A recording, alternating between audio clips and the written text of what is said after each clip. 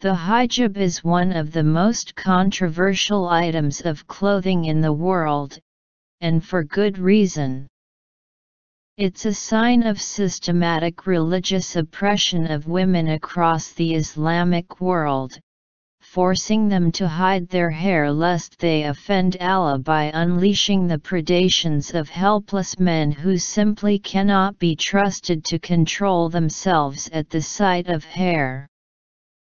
While nobody denies women the choice to wear the hijab, the fact is that it is very often chosen for them in one way or another. Yet, to many companies, the hijab has become a marketing symbol, a way to show that they're multicultural and hip, that they get it. This is most pronounced in Europe, home of the migrant crisis. It's a convenient way to market both to the Muslim community and to those who stand on the side of unchecked immigration.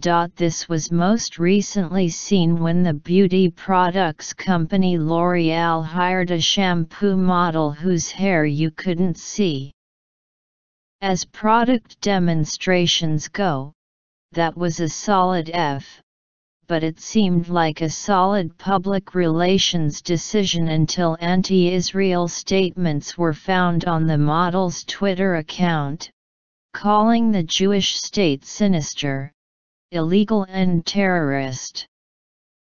That tends to scare off customers and quickly forced her resignation from the position. But the same hijab as marketing tactics were resurrected before her seat was even cold. This time it was in Germany, which has seen the largest number of migrants from the Middle East.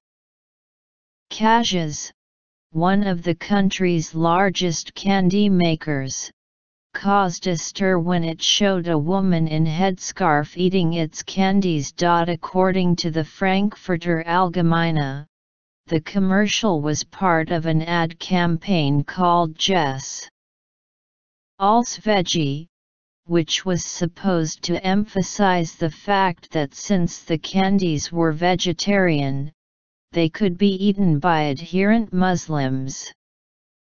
Kajaz is particularly popular with vegetarians, because the company dispenses with animal gelatin, which is found in most fruit gums of other confectionery manufacturers, the Frankfurter Allgemeine reported. Animal gelatin is made from pigs, an animal that Islam prohibits eating. However, given that the company was making money off of what's most often a symbol of oppression that women in many parts of the world have struggled to cast off, social media users were less than thrilled at Kajaz's decision to use the head covering in commercials. A few even noticed what Kajaz's advertising looked like before the migrant crisis, and now after it. The company posted a response to Facebook on Thursday, and the subtext was clear: "You're all a bunch of bigots." We have followed the reactions to our campaign Jess als Veggie with great interest in the last few days. There was a lot of positive feedback, but also critical voices around the campaign spots. A computer translation of the statement read, "We are open to any constructive exchange of views. At the same time, we strongly point out that we at Kajaz do not tolerate offensive content, hate comments, or posts with a xenophobic background. We reserve the right to remove them immediately." What any constructive exchange of views is, as compared to offensive content, hate comments, or posts with a xenophobic background, remained decidedly unclear in the post. While social media isn't always known for producing a digital version of the Aristotelian dialectic in the comments section, one also bristles when a company tries to make money off oppression and then foregrounds the insinuation that many of the critical voices of its decision are hateful ones.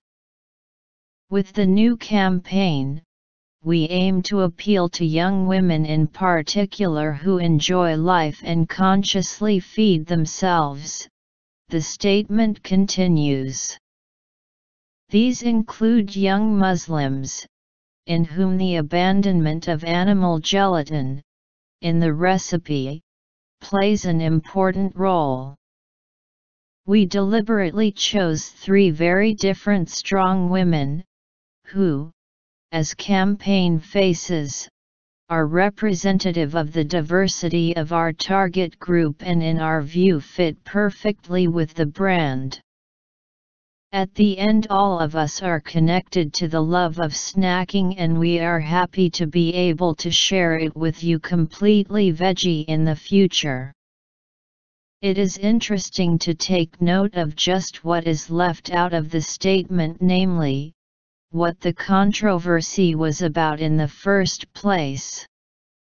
If someone read this without prior context, they'd get the impression that the only issue here was the model's religion, not the oppressiveness of the hijab itself. This is what uncritical acceptance of mass illegal immigration and the Willkommenskultur hath wrought. In talking about a controversy involving the hijab, it's impolitic for the company to even mention the hijab. And if you do, you're a bigot of some stripe. Let me assure Kajs that not all women wearing the hijab in Germany are doing so of their own volition. In fact, many are from families and cultures where the hijab is enforced via social pressure. That's actual patriarchy, mind you, as opposed to the chimerical type so ostentatiously resisted in liberal circles these days. Yes, there are likely some who aren't, and we certainly support right to make their decision individually. However, when a company makes a statement like Kajs, it is knowingly using a symbol of repression and maltreatment, then issuing a wishy-washy statement where it doesn't even acknowledge what the fuss is all about. If you need a better primer for why Germany's politics and society are in chaos right now, you could certainly start worse places than this candy advertisement.